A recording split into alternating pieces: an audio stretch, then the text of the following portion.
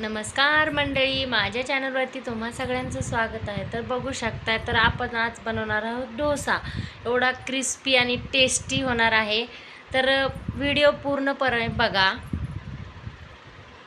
बघू शकता, त्याच्यासोबत चटणी पण बनवलेली आहे, त्याची पण रेसिपी मी टाकलेली आहे. तुम्ही पूर्ण व्हिडिओ बघा.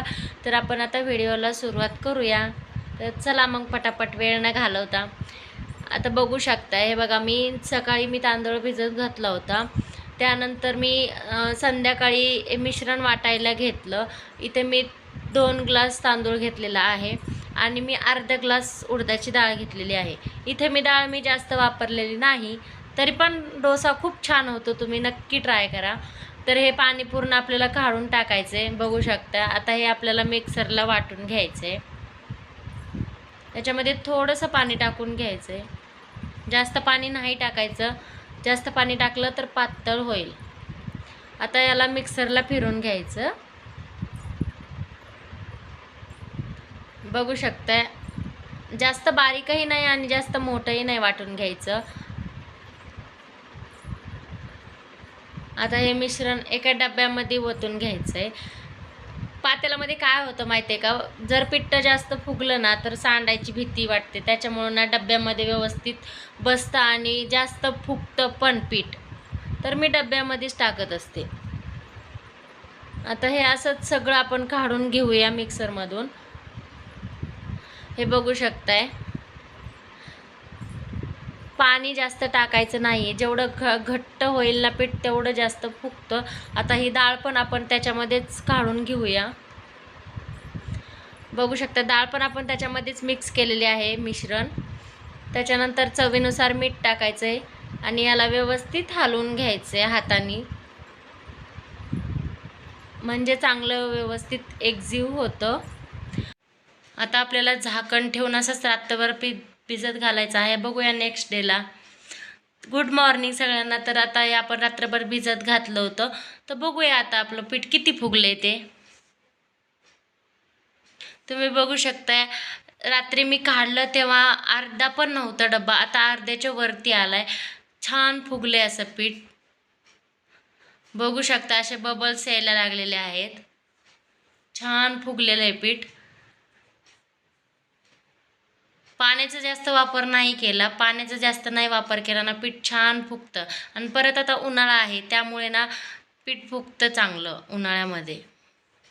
तर बघू शकता, आता चांगलं पीठ झालेलं आहे. ह्याच्यापासून तुम्ही आप्पे, डोसा, इडली पण करू शकता. जर इडलीला पाहिजे असेल तर ह्याच्यात पाणी न वापरता हेच पीठ डायरेक्ट इडलीला वापरू शकता.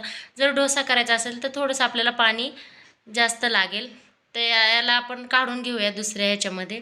तर मी आता डोश्यासाठी थोडंसं वेगळं काढून घेतलेलं आहे. ह्याच्यामध्ये थोडंसं पाणी मिक्स केलेलं आहे, बघू शकता. आता आपण डोसा करायला, ते इथे मी डोश्याचा तवा घेतलेला आहे. त्याच्यावरती थोडंसं तेल टाकून घेतलं आहे आणि आधी ना तवा ठेवल्यानंतर फुल गॅस करायचा आहे आणि जेव्हा आपण त्याच्यावरती पीठ टाकताल ना तेव्हा गॅस कमी करायचा आहे. कारण कोणाकोणाचं कसं होतं माहिती आहे का, तव्याला चिटकतं, व्यवस्थित डोसा येत नाही. त्याच्यामुळे ही ट्रिक नक्की वापरा. आधी गॅस फुल करायचा आहे आणि ज्या वेळेस तुम्ही पीठ टाकताल त्यावेळेस कमी गॅस करायचा आहे. तर बघू शकता. आणि याच्यावरती झाकण नाही ठेवायचं. झाकण जर ठेवलं ना तर ना सॉफ्ट आणि स्पंची डोसा होतो. आणि जर तुम्ही झाकण नाही ठेवलं ना तर कुरकुरीत असा डोसा होतो. तुम्हाला जसा पाहिजे तसं तुम्ही करू शकता. मला इथे थोडासा कुरकुरीत पाहिजे म्हणून मी झाकण न ठेवता असा बनवलेला आहे. तुम्ही बघू शकता. आपला एक डोसा तयार आहे. आता डबल मी आणखी एक डोसा बनवून घेते. बनवताना गॅस मीडियम ठेवायचा आहे. फुल गॅस केला तर ते तव्याला चिटकू शकतं आणि डोसा व्यवस्थित येणार नाही. आता बनवल्यानंतर आपला गॅस फुल करायचा आहे. फुल गॅस ठेवायचा आहे. कडकडाने काट मोकळे करायचे आहेत त्याचे साईडनी.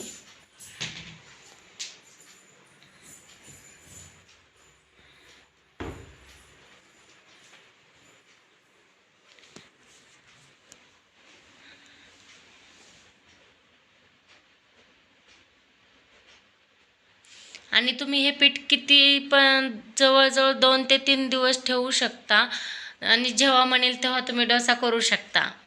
फ्रीजमध्ये ठेवलं तर, बाहेर ठेवलं तर एका दिवसाच्या नंतर ते पीठ टिकणार नाही. तर आपण डोश्याला लागणारी चटणी बनवून घेऊ. इथे मी शेंगदाणे भाजून घेतलेले आहेत. त्यानंतर मी त्याच्यामध्ये कोथिंबीर टाकलेली आहे. त्यानंतर 2 हिरव्या मिरच्या घेतलेल्या आहेत. थोडंसं चिंचेचा एक तुकडा घेतलेला आहे. चवीपुरतं मीठ टाकायचे. एक आल्याचा तुकडा टाकायचा आहे. 2 लसणाच्या पाकळ्या पण टाकलेल्या आहेत.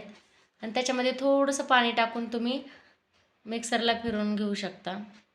हे बघा मी असं बारीक केलेलं आहे. तुम्हाला पाणी जेवढं पाहिजे तेवढं तुम्ही टाकू शकता, पातळ घट्ट. इथे मी तडक्यासाठी ठेवलेलं आहे. माझ्याकडे तडका पॅन नाही, त्याच्यामुळे मी हे छोटं पातेलं तडक्यासाठी ठेवलेलं आहे. इथे मी तेल टाकून मोहरी टाकून घेतलेली आहे. मोहरी चांगली तडतडली ना, मी लगेच कढीपत्ता नाही टाकत. कढीपत्ता टाकला ना गॅसवरती ठिपके उडतात. त्याच्यामुळे मोहरी चांगली तडतडली ना, ते उचलून घ्यायचं. त्याच्यानंतर खाली घेतल्यानंतर त्याच्यामध्ये कढीपत्ता टाकून घ्यायचा आहे. आणि त्याच्यामध्ये मी मिक्स करून घेतलेलं आहे चटणीमध्ये. जास्त भांडे नाही मी भरवत, त्याच भांड्यामध्ये मी तडका दिलेला आहे, मिक्सरच्या भांड्यामध्येच. तर बघू शकता आपली चटणी तयार आहे. चला मग डोसा सर्व करायला घेऊया. इथं मी डोसा प्लेटमध्ये घेतलेला आहे, तुम्ही बघू शकता. मी भरपूर डोसे केलेत बरं का, प्लेटमध्ये फक्त मी तेवढेच ठेवलेले आहेत. तर ज्याला कोणाला माझी रेसिपी आवडत असेल तर लाईक करा, सबस्क्राईब करा. भेटूया नेक्स्ट व्हिडिओ.